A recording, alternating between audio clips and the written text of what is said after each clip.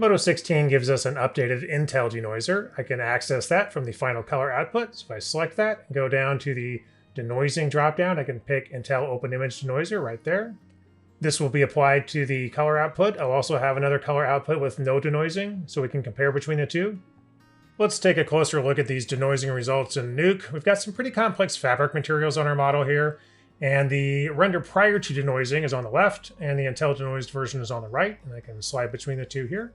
Let's zoom in a little bit so we can take a look. We zoom into the middle, and you can see there's some pretty complex patterns on this lace material, and we have a stencil map with some really fine detail showing this fabric behind it.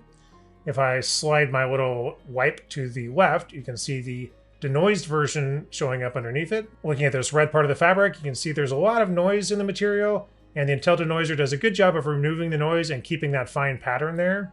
It's even more impressive on this lace material. So again, if I push in even further, you can see a lot of noise on the render here and on this stencil map on this lace material. If I look at it after it's been denoised, we're still getting the red material, the red fabric underneath that stencil map, and all these shapes are intact, and these intricate patterns are intact on the lace there. We just pull out, look at one more area. Here we can see multiple layers of these detailed fabric materials due to the stencil maps that are applied. There's also normal, roughness, albedo, and diffuse maps applied to these materials.